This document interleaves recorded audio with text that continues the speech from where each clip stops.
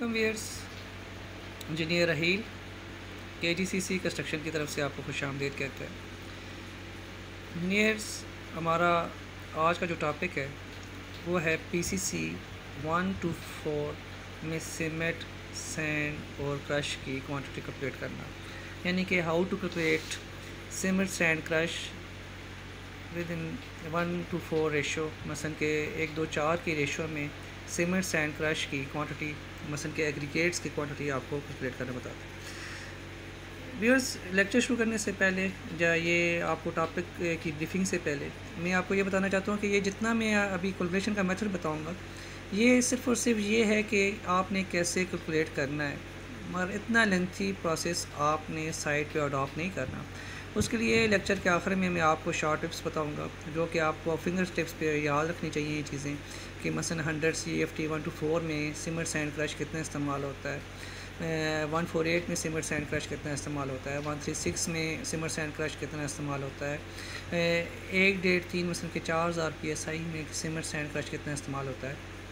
तो ये आपको अपनी फिंगर टिप्स पे ये वैल्यू याद रखनी पड़ेंगी। इतना लेंथी कैलकुलेशन का मेथड अडॉप्ट करने की ज़रूरत नहीं है। ये सिर्फ़ और सिर्फ आपको और जो बिगिनर्स हैं, जो न्यू कमर्स हैं, उनको बताने के लिए कि ये कैसे कैलकुलेट होता है और कैसे इसमें से सीमेंट सैंड क्रश की क्वांटिटी निकाली जाती है।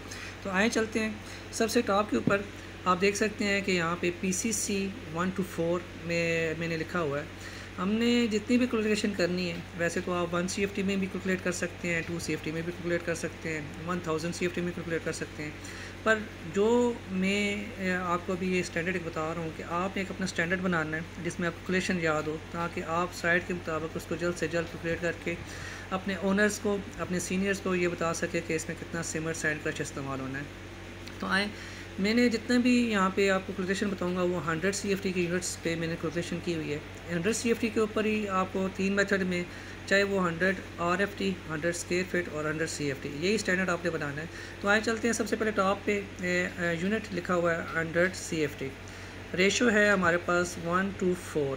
1 मीन सीमेंट है, 2 मीन सैंड है, 4 मीन मसलन के एग्रीगेट या लोकल ज़बान में पाकिस्तान में हम इसको क्रश करते हैं। आपने ड्यूरिंग एजुकेशन पढ़ा होगा कि कोई भी वेट क्वांटिटी ऑफ कंक्रीट है उसको ड्राई बनाने के लिए यूनिट जो इस्तेमाल होता है 1.54 है। तो इसी तरह मैंने 100 CFT मल्टीप्लाई बाय 1.54 किया तो मेरे पास आंसर आ गया 154 CFT।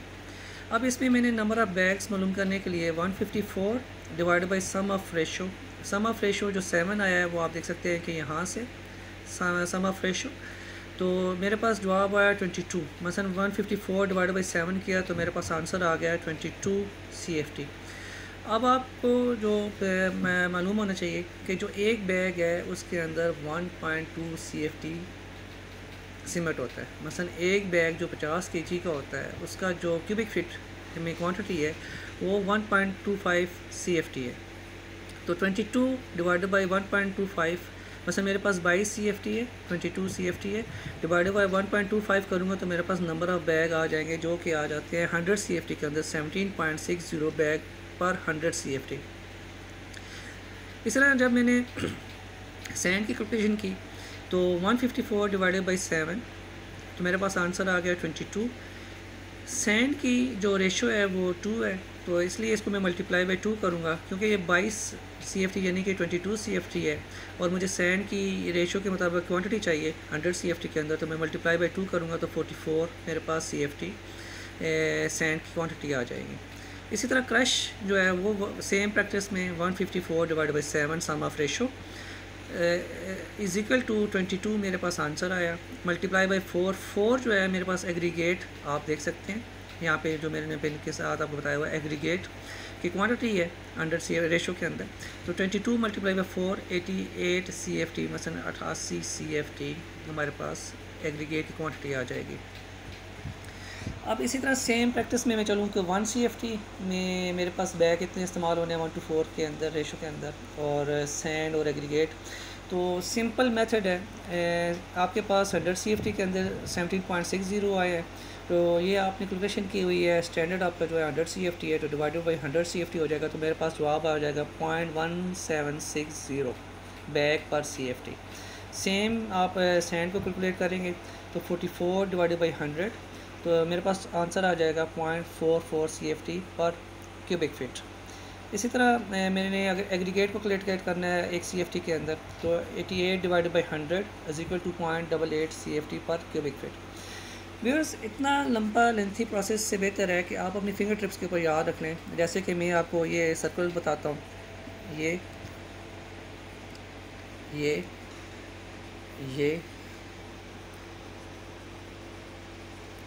ये 1 CFT के अंदर आप ये जो फिगर्स हैं इनको आप अपनी मेमोरी में सेव कर लें, यानी कि इनको याद कर लें, अपने माइंड में रख लें।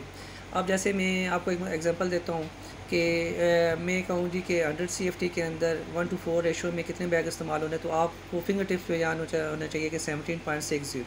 और इस तरह अगर मैं आपको बोलूँ कि 1 CFT में 1:4 के रेशो में कितने बैग इस्तेमाल होते हैं, तो आपका आंसर होना चाहिए 0.1760। सैंड के मतलब अगर मैं क्वेश्चन करूं कि भाई आपका जो सैंड है 100 CFT में 1:4 के रेशो में कितना है, तो आप बोलें 44। इस तरह एग्रीगेट यानी कि क्रश, उसकी क्वांटिटी 88 है, तो 1 CFT के अंदर सैंड की क्वांटिटी 0.44 और एग्रीगेट की क्वांटिटी जो है 1 CFT के अंदर वो 0.88 है। इसकी मैं एक मिसाल देता हूँ आपको। व्यूअर्स, जिस तरह अभी आप ये जल्द से जल्द अपनी फिगर्स को याद कर लेंगे, तो आपको साइट के ऊपर आपको कोई सीनियर कहता है कि आप मुझे जल्द से जल्द ये 1:4 रेशो में सीमेंट की डिमांड बता दें, सैंड की डिमांड बता दें, तो आप फिंगर टिप के ऊपर फ़ौरन ही उनको ये कैलकुलेशन करके बता देंगे। मसलन आपने जितनी क्वांटिटी कैलकुलेटेड की होगी उसको डिवाइडेड बाई 100 करें, मल्टीप्लाई बाई 17.60 करें, और आपके पास आंसर आ जाएगा 21.20। इस तरह कोई भी क्वांटिटी, सपोज है ये 122 कैलकुलेटेड क्वांटिटी मैंने कहा है, calculated quantity divide by 100 multiply by 7.60, ये 100 के अंदर भी मैंने कैलकुलेट करने का तरीका बता रहा हूँ आपको। इस तरह मैंने फॉर एग्जांपल 120 CFT की एक कैलकुलेटेड क्वांटिटी एग्जांपल के तौर पे ली है। यहाँ पे आप 100 CFT भी डाल सकते हैं, यहाँ पे आप 1 CFT भी डाल सकते हैं, यहाँ पे आप 35 CFT भी डाल सकते हैं, वहाँ यहाँ पे आप 50,000 CFT भी डाल सकते हैं, और यहाँ पे आप लाखों के हिसाब से मसलन के 1 लाख CFT जो भी आपकी रिक्वायर्ड कैलकुलेटेड क्वांटिटी है, यहाँ पे आप ऐड करके डिवाइडेड बाई 100 करें, मल्टीप्लाई बाई 17.60 जो कि 100 CFT का आपके बैग की क्वान्टिटी है, तो आपके पास आंसर आना चाहिए 21.20। 120 पर यहाँ पे कोई भी क्वांटिटी हो सकती है, इसको मैं सर्कल करके बताता हूँ। यहाँ पे आपकी कैलकुलेटेड क्वांटिटी कोई भी हो सकती है। इस तरह 1 CFT के अंदर आपने क्वांटिटी बनाई है बैग की 0.1760। मसलन अब आप इसको मल्टीप्लाई बाय कोई भी कैलकुलेटेड क्वांटिटी है, 121 है, 200 है, 1000 है, 115 1500 है, 1800 है, 1000 प्लस जो भी क्वांटिटी आपने कैलकुलेट की हुई है एज़ पर ड्राइंग, उसको मल्टीप्लाई बाय 0.1760 करेंगे तो आपके पास number of bag same practice में देखें यहाँ और यहाँ पे आपके पास आ जाएंगे। इस तरह 0.44 को आप मल्टीप्लाई करें 122 मल्टीप्लाई 0.44, आपके पास जवाब सेम आना चाहिए 52.80 और 52.80 सेम। इसी तरह अगर आप क्रश को कैलकुलेट करें यानी कि एग्रीगेट को कैलकुलेट करें तो ये आपके पास सेम जवाब आना चाहिए। मसलन कि आपने अपने आप को थंब रूल के ऊपर quantities of cement sand crush को जो कि बहुत कम रेशोज़ हैं, ज़्यादातर हमारे पास जो पाकिस्तान में इस्तेमाल हो रही हैं वो 1612 है, 148 है, 136 है, 124 है, 1.5 और 3 है, 112 है, बस इनके 5000 PSI, तो ये स्टैंडर्ड में आ जाएगी आपके पास। तो इस तरह